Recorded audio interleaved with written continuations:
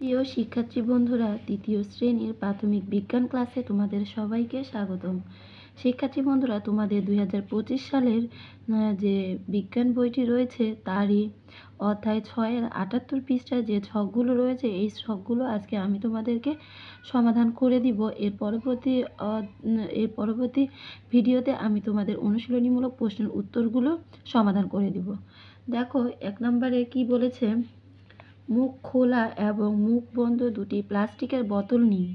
হাত দিয়ে বোতলে বল প্রয়োগ করি, কি ঘটে লক্ষ্য করি এবং তার ছকে লিখি। এখানে আমাদের দুইটি বোতল নিতে বলেছে, একটি মুখ খোলা, একটি মুখ বন্ধ।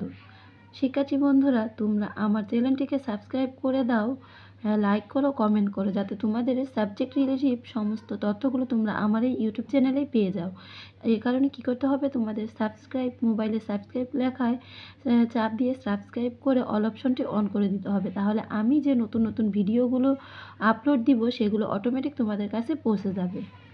দেখো, মুখ খোলা, অনুমান। এখানে আমাদের অনুমান করতে বলেছে, পর্যবেক্ষণ আর পরিবর্তনের কারণ জানতে চেয়েছে। তাহলে আমরা অনুমান করব, অনুমানে একটি মুখ খোলা প্লাস্টিকের বোতল নিব। এখন এই মুখ খোলা প্লাস্টিকের বোতলে বল প্রয়োগ করলে কি হবে, এর আকার কি পরিবর্তন হবে না? পরিবর্তন হয়ে যাবে। এর পর্যবেক্ষণ কি হবে, সংকুচিত হয়ে যাবে এবং চুপসে যায়। বল প্রয়োগের মাধ্যমে কি হয়, মুখ খোলা বোতলটি সংকুচিত হয়ে যায়, চুপসে যায়।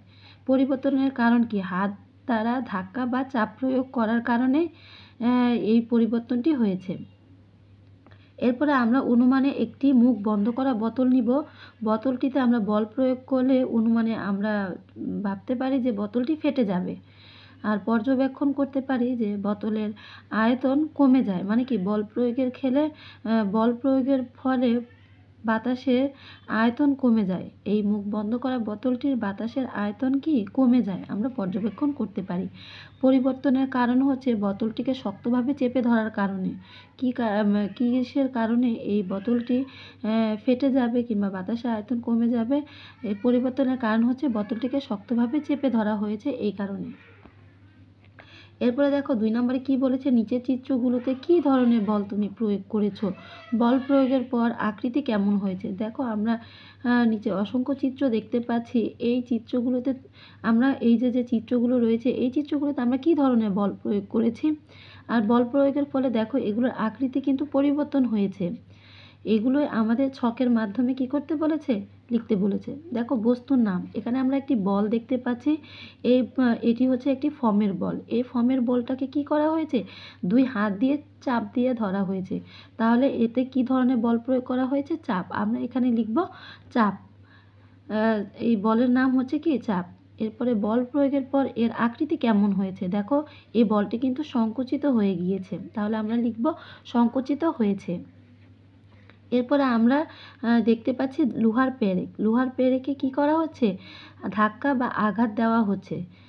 তাহলে কি ধরনের বল এর উপরে প্রয়োগ করা হচ্ছে, ধাক্কা বা আঘাত। আমরা এখানে লিখব ধাক্কা বা আঘাত।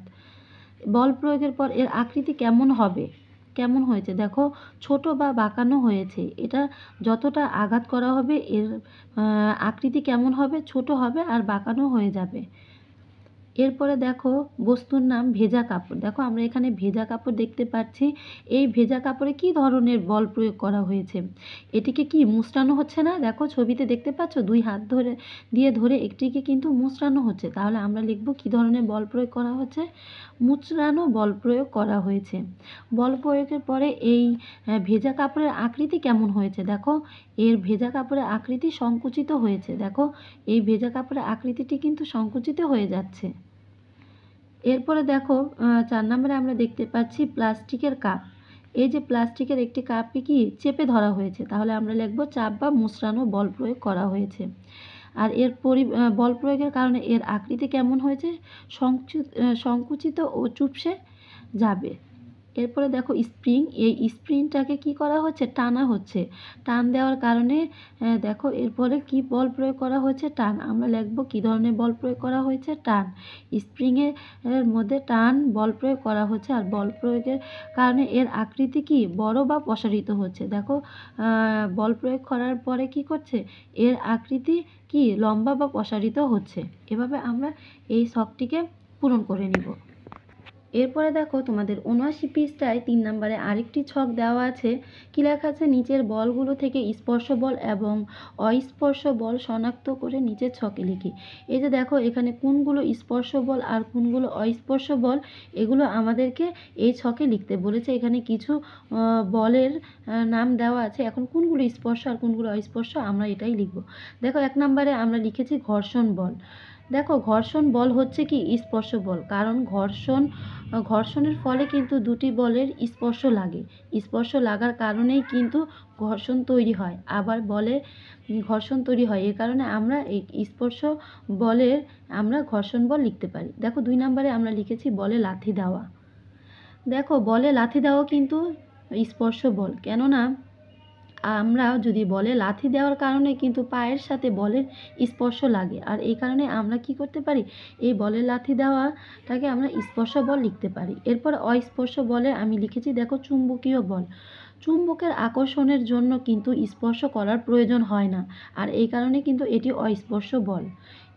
এই চুম্বকীয় বলে কিন্তু কোনো স্পর্শের প্রয়োজন হয় না।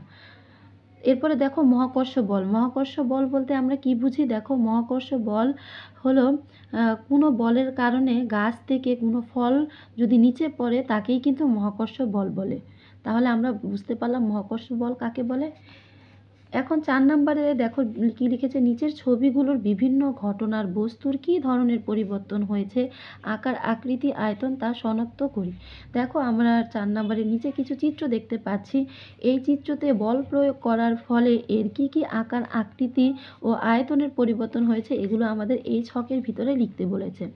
দেখো বল প্রয়োগের ঘটনা। প্রথমে আমরা ১ নম্বর চিত্রে দেখতে পাচ্ছি রাবার ব্যান্ডকে টানা হচ্ছে, আর রাবার ব্যান্ডকে টানার কারণে কি হচ্ছে?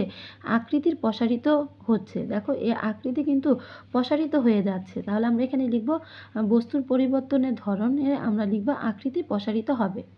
এরপর আমরা দেখতে পাচ্ছি গাড়ির চাকা দ্বারা টিনের কৌটা কি পিষ্ট হয়ে যাচ্ছে। পিষ্ট হয়ে যাওয়া আমরা দেখতে পাচ্ছি। আর বস্তুর পরিবর্তনের ধরন আমরা লিখব আকার পরিবর্তন হচ্ছে, কৌটা সংকুচিত হবে।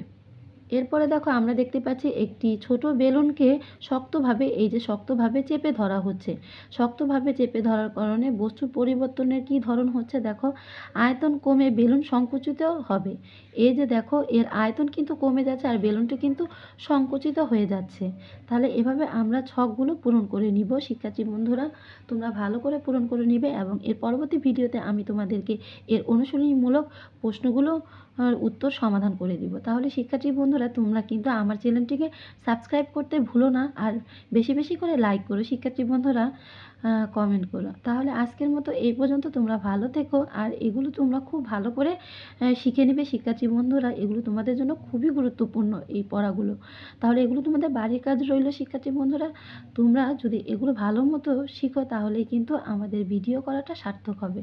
তাহলে আজকের মতো এই পর্যন্ত। আল্লাহ হাফিজ।